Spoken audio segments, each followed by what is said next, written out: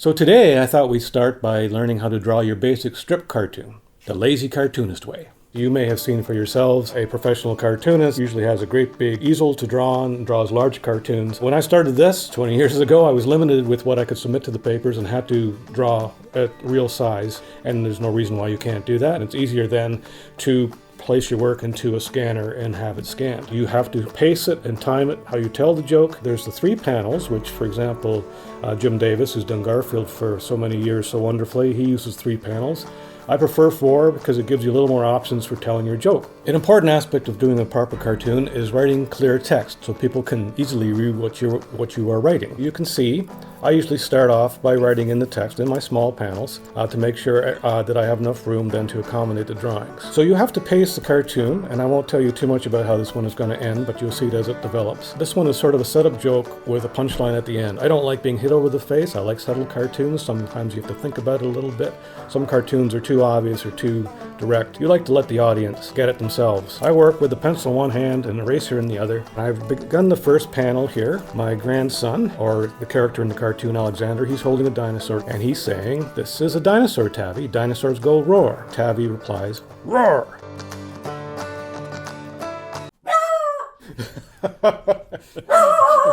Bella. Bella, we can't do that. We all who enjoy cartoons notice certain influences, and in mine, I have taken from many different sources, but ultimately, if you draw a lot, you will start developing your own style based on a lot of influences from others. The sideways mouth that I draw here on Alexander's face, that comes from Calvin and Hobbes. It's where I picked that one up. Funny, somehow makes it easier to draw the mouth than if you draw it in the front, although it all depends on what you are comfortable with. Charles Schulz draws the mouth open in the front. These are little things. When you see them as a cartoonist, you notice these little differences.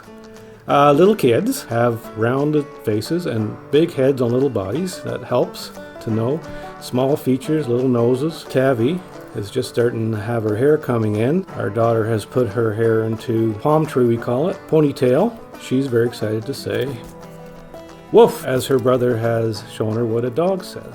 And when you're sketching, you can keep it pretty free and easy because you will be going over it again afterwards with a marker, and that's when you really concentrate on making the picture uniform. You'll notice the little nose. This is a very, actually, Charles Schulz way of drawing a face, a rounded face and a little nose. Hands, a lot of people have difficulty with, but the fun thing about being a cartoonist, you can draw them very rudimentarily. I draw a lot of sort of sausage fingers, just enough to indicate how the dog is being held. I should mention that you'll notice when I did the speech bubbles up here, I did not immediately draw the little line leading to each character's mouth. I don't know exactly where they'll be positioned initially, so this is something I'll put in afterwards, like so. It's interesting how much eyebrows will add to a character. You may not think so, but you can add so much expression with an eyebrows, particularly when you're drawing an angry face or a scowl. That's when you really notice that you need to have the eyebrow in the picture. Something you don't want to miss. Alexander is showing Tavi, what should we make it? A cow. Alexander again on the side, but I might give Tavi a little more action this time because she's getting more excited by this demonstration of what noises animals make. Ears are another funny thing. The people draw very different in different ways, in different positions. I've settled on this pretty standard way of drawing an ear for everything. Just a circle with a little mark inside to indicate the shape of the ear. It works well, it's easy. It's a little round ear.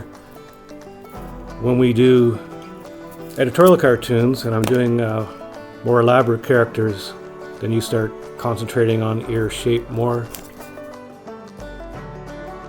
Older people have different ears. You can really emphasize them a lot more, but little kids have little ears, and so you keep them little. So, cow. How do you draw a cow?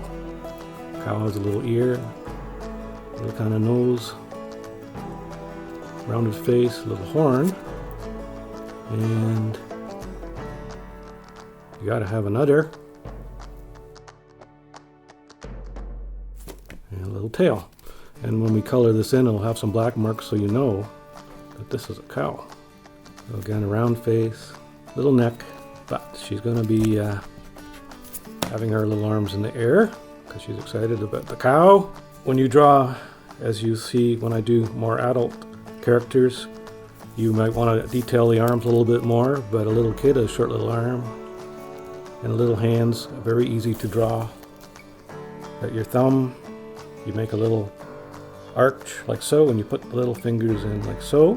Funny thing when you draw on this scale, and you'll notice a lot of cartoonists like Charles Schultz, etc. Well, his hands sometimes don't even look like hands. But they will only limit the character to 3 fingers because you're in such a small scale. 4 fingers makes it actually busy. Unless you absolutely need to have the 4 fingers. You'll notice I had 3 fingers for Alexander's character as well. Unless you need to have the 4 fingers for a specific action, you can just conveniently add a finger. No one's going to notice. So Tabby's really excited now about the cow. She's going to moo. Little nose, little eyes.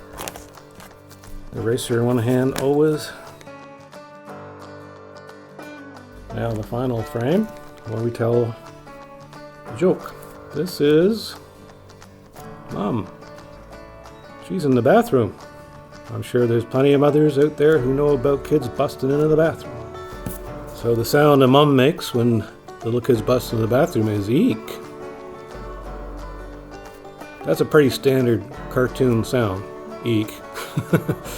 Just like youch and yikes. So what's fun when you're the lazy cartoonist like me, when you can draw a character that's off screen, you don't have to draw them. The mom is just in the bathroom, so all you do is you hear what she's saying. So Alexander has opened the bathroom door.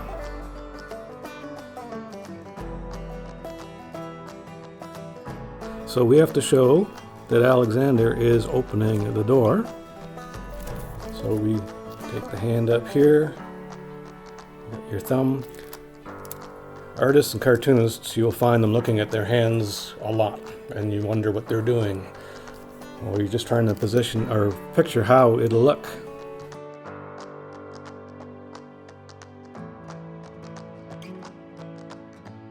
So Tabby has said what a dinosaur says, roar, says what a dog says, woof, says what a cow says, and now she's going to say what her mom says when surprised in the bathroom. And there's your joke with the setup and the punchline. Hopefully it's funny.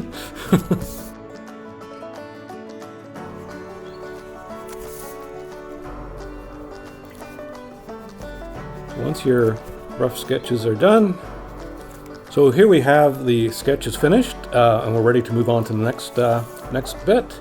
I should have mentioned at the outset that I prefer to use these mechanical pencils because they always stay sharp, and I need a sharp pencil in these small confines that I'm restricted to. And these, of course, always stay sharp, perfect for the lazy cartoonist. But any kind of pencil is fine, whatever you're comfortable with. A regular 2B pencil is good. The next step is to ink this cartoon, and then I scan it into a computer, and that's where the lazy cartoonist really goes to work to finish it off as a finished cartoon. So if you'd like to see that process, please watch my next video.